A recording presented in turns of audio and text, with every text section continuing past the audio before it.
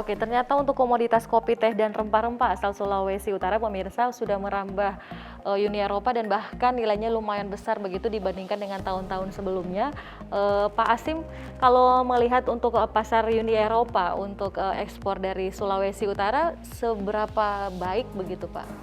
Iya, jadi yang kopi, teh, rempah-rempah ini merupakan produk unggulan yang sebelumnya mungkin tahun-tahun lalu kinerjanya belum terlalu terlihat. Saat ini sudah mulai menunjukkan permintaan yang cukup besar. Bahkan ke Belanda, gitu, ke Ratu dan Rotterdam sebagai pintu masuk Uni Eropa, kita bisa meningkatkan serapan ekspor sampai 6 juta US dollar di bulan Februari 2022. Oke, baik. Nah, selain ke Rotterdam, Uni Eropa, ada negara-negara mana lagi yang menjadi tujuan ekspor dari Sulawesi Utara, Pak, biasanya? Ya, jadi untuk komoditas unggulan kita, ikan, krustasea, moluska, itu kita kawasan ASEAN masih cukup baik serapannya, untuk Thailand, Vietnam, bahkan Malaysia. Kemudian untuk produk lainnya kita juga ada tujuan ke Jepang, itu permintaan ikan kita juga cukup tinggi ke sana. Kemudian Korea Selatan dan HS15 cukup banyak diminati untuk Amerika Serikat. Oke, baik. Nah, saya penasaran sebenarnya setiap kali BPS mengeluarkan data begitu, Pak, apakah itu dikomunikasikan dengan pemerintah atau misalnya pemerintah punya target, kita harus ekspor begini. Jadi ada komunikasi antar lembaga begitu dan juga para pengusaha untuk membuka jalan ekspor maupun impor di Sulawesi Utara atau seperti apa, Pak? Ya, jadi setiap bulan kita melakukan rilis ekspor impor ini. Tangan pertama yang kita sampaikan datanya adalah pemerintah provinsi. Ini sebagai regulator untuk mengatur bagaimana meningkatkan ekspor, meningkatkan kinerja perekonomian. Tentu pemerintah harus kita support. Jadi BPS mengambil peran sebagai desain support, terus memberikan input-input data terkini, dan kita juga melakukan diskusi-diskusi secara intensif dengan beberapa stakeholder yang lain, diantaranya dengan BI dan sebagainya, untuk mencari solusi-solusi terobosan untuk upaya bersama-sama mendorong pemulihan ekonomi Sulawesi Utara. Tadi dikatakan ada terobosan-terobosan begitu dan juga untuk mencari kira-kira solusi-solusi apa selama ini di masa pandemi, Pak, yang suka menjadi masalah untuk meningkatkan ekspor impor dan juga pertumbuhan ekonomi, apa yang ditemukan di lapangan?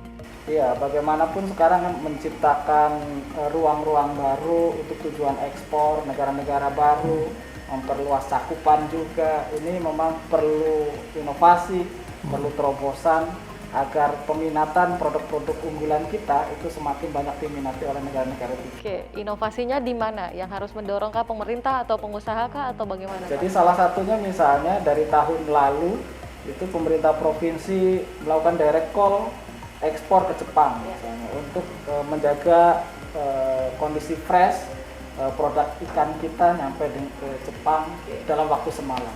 Oke. Dan itu sangat membantu begitu ya? Betul. Baik. Selain itu, Pak, apalagi biasanya kendala-kendala yang ditemukan di lapangan? Iya, kadang-kadang kita itu di dalam proses regulasi mungkin ada kendala di sana. Sekarang dengan OSS gitu ya, perizinan yang sudah semakin tersentralisasi, ada single data di sana. Kemudian pemerintah provinsi pun bersama-sama dengan BPS sekarang sedang memperjuangkan untuk satu data suhu, sehingga pemanfaatan data ini bagi perencanaan itu semakin kuat ke depan. Oke, baik. Berarti memang untuk komunikasi yang intens antara pemerintah dan juga para stakeholder, pengusaha itu terus dilakukan begitu, Pak, ya? Berdasarkan data yang dikeluarkan oleh Badan Pusat Statistik.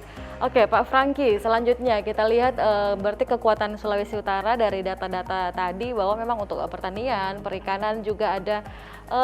Kalau misalnya, Pak, untuk sektor pariwisata begitu, Pak. Kalau dari Pak Franky lihatnya bagaimana? Iya. Masa depan pariwisata untuk pertumbuhan ekonomi. Iya. Saya pikir masa depan pariwisata Sulawesi Utara cukup bagus ya.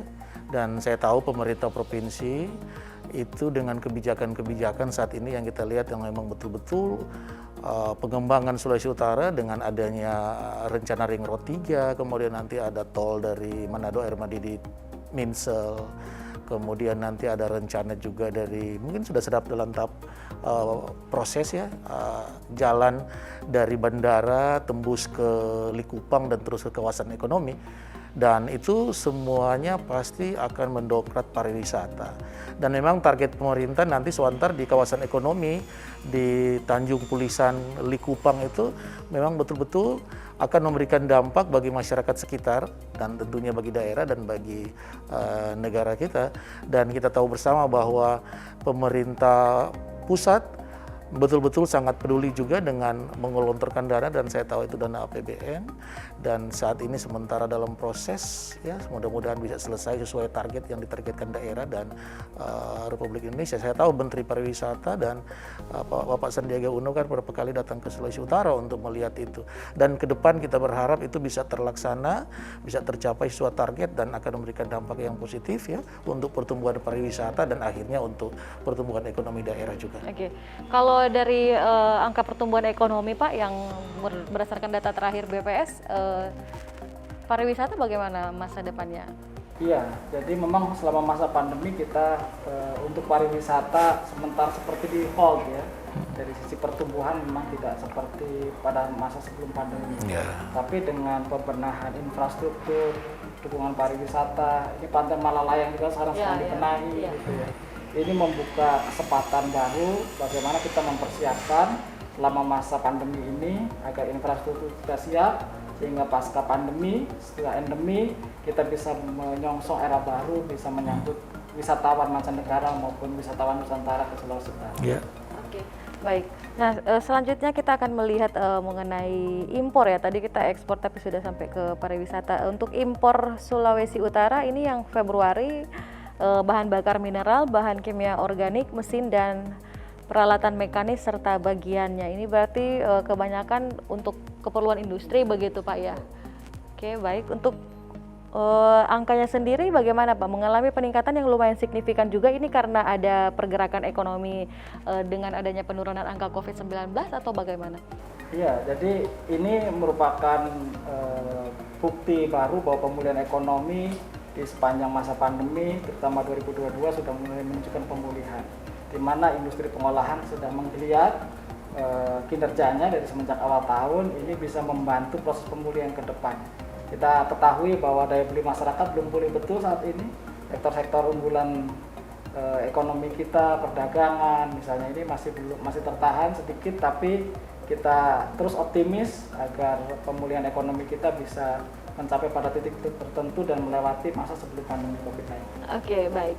Nah, dunia sedang mengalami resesi ekonomi ya, seperti yang saya katakan tadi, bahkan untuk Amerika Serikat mengalami inflasi. Tapi mengapa hal ini kurang dirasakan begitu? Saya lihat angka-angka bahwa Indonesia, angka inflasinya terbilang kecil begitu dibandingkan dengan Amerika Serikat, Turki yang malah inflasi yang lumayan besar. Kira-kira apa penyebabnya? Tapi kita akan cari tahu setelah ini, pemirsa. Tetap bersama kami di Bicara Kawan Uang.